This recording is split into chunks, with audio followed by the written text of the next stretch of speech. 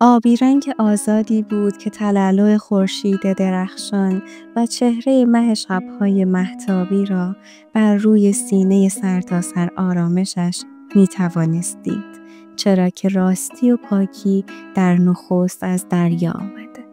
شب‌ها را می‌توانست بر روی صخره‌های خودمانی کنار او و روزها را در کنار خنک‌های زلف بر ساحلش گذراند.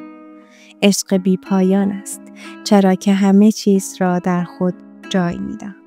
برکت جزیره است و صلح میان ما. آن آبی آسمانی موجهایش گویی خواهرهای غریب آسمان هستند. بخشنده است، هرچه که دارد اذن دسترسی می‌دهد، از مرواریدان غلطان تا ماهی‌های ریز و درشتش.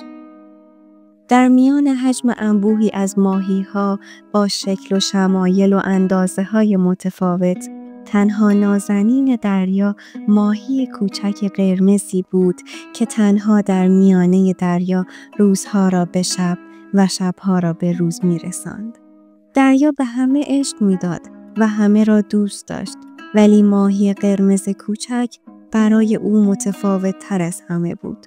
برای ماهی قرمز هم دریا آبی ترین آبی دنیا بود.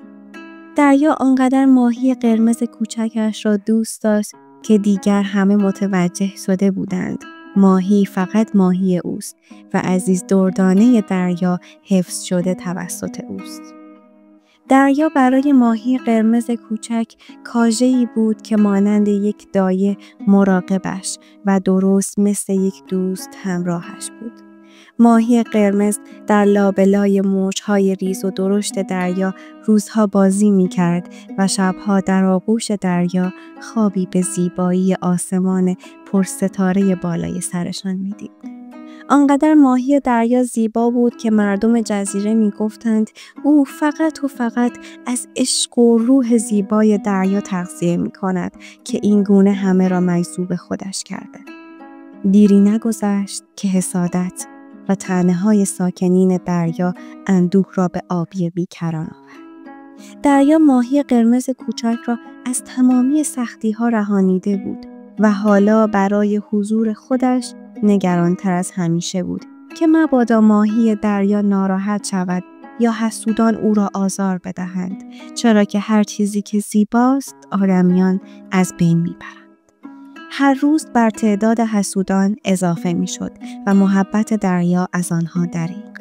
ماهی‌ها فراوان بودند و دریا بزرگ، اما ماهی ما بسیار کوچک.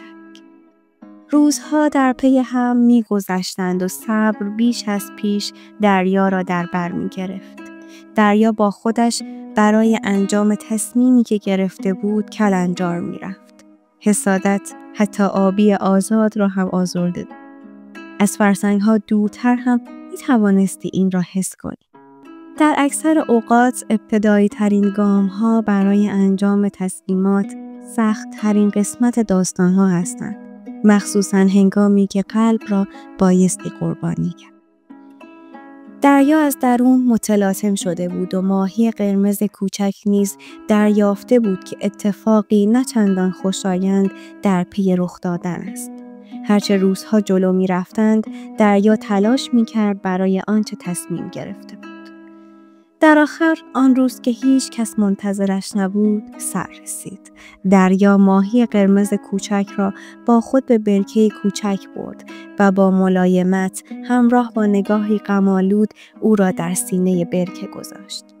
دریا به برکه گفته بود دردانه‌ام را نزدت می آورم تا اندک مدتی برای او بستری از عشق و خوابگاهی از آرامش باشی. او برای من متفاوت تر از همه هست. زین پس خانه او باش و نگذار دوری من رنجی ماندنی برای او شود. با او همسو باش، زیرا او نور من است، روشنایی قلب من و تابنده خیالم.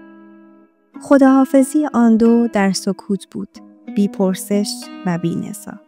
دریا به ناچار ماهی قرمز را از خانه خودش دور کرده بود تا مبادا آسیبی ببیند.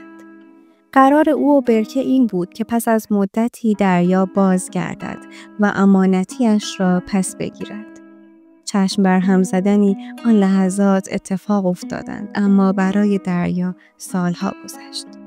حال دریا بی ماهی قرمز فقط یک دریا بود، معمولی. حتی نمیتوانست فکرش را بکند که زین پس چه باید کرد. دریا دیگر آن ژرفا، آن موجهای آبی آسمانی را نداشت. تیره و کدر شده بود. مردم جزیره میگفتند دریا بس مواج و سرد است.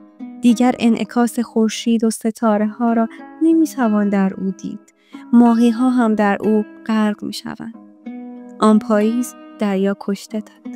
پدران و پسرانی از ماهیگیران جزیره. حقیقت است که دریا پس میزند جنازه ها را، زیرا متعلق به او نیستند. همان شب تنهای بیجان آنها در حالی که از آب مرام کرده بود بر روی ساحل طلایی رنگ سابق او که حالا پر از لجن‌ها و جلبک‌ها بود پیدا شد. مدت‌ها بعد هم قایقشان که هیچ چیز از آن باقی نمانده بود در میان صخره‌های کشنده‌اش پیدا شد. دریا قلب تپنده‌اش را از دست داده بود و حالا محبت و عشقی برای دیگران نداشت. دریا هر روز ماهی قرمز را از دور می‌نگریست که چگونه باله‌های ظریف و گلبهی رنگش را در میان دستان برکه کوچک تکان می‌دهد و تن زیبای قرمزش را بر روی آبی برکه می‌کشاند. دلش پر می‌زد برای قرمز کوچک. جلو نمی‌رفت تا مبادا دیگر نتواند بازگردد. ماهی قرمز کوچک بزرگ می‌شد و بیش از قبل دریا از پشت صخره‌ها او را می‌نگریست. او برای دریا زیبا و شمایلی از زندگی داشت که او حتی نمی‌توانست از نگاه کردن به او از این فاصله هم دست بکشد. راستش را بخواهید، راوی به اینجا که می‌رسد همه اندوه می‌شود، زیرا هرگز هیچ کس آن فرد قبل از اوهای رفته نشده. رنج تنهایی جان را می‌کاهد. پس از مدت‌های طولانی و شب‌هایی که صبح نمی‌شدند، دریا می‌خواست به پیمانی که با خود بسته بود عمل کند.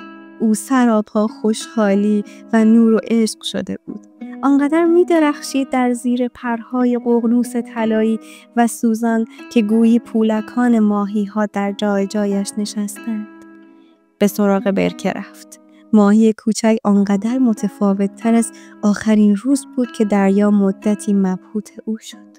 تا دریا لب به سخن گشود، ماهی قرمز صحنه گفتگو را ترک کرد. تصویر آن دو چشم درشت تیله‌ای خشمگین او مانند یک آوا در تمامی قسمت‌های دریا پیچید. ماهی قرمز کوچک از دریا آبی عزیزش روی برگرداند. دریا صدایش میزد و او حتی لحظه‌ای درنگ نمی‌کرد. همانطور از فاصله نه چندان نزدیک این گونه گفت که من تو بودم، حالا طرد شده از دریا هستم. تو مرا رها کردی، چرا که من متفاوت و کوچک بودم. معلوم است ماهی به کوچکی من در قلب دریایی به بزرگی و زیبایی تو هرگز جایی ندارد. برکه از عهدتان گفته است، اما عشق ما از دور زیباست دریا. اشک‌های دورمانندم بر روی صورتم می‌غلطیدند. همه گمان می‌کردند آب دریاست.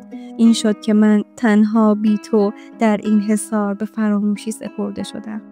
دیگر هرگز به تو باز نخواهم گشت، زیرا این عشق مرا به تو تجزیه کرده است. از اینجا برو تا روزی که درختان زمستان گل بدهند و در بهارشان برگ‌ها بریزند. دریا مات و مبهوت مانده بود. نه توانی داشت برای سخن گفتن و نه حرفی برای گفتن. این چنین شد که دریا عمیق و عمیق تر شد، گویی که در خودش غرق شده و حالا ماهی‌های قرمز به دور از دریاها و دریاها خالی از ماهی‌های قرمز ماندند.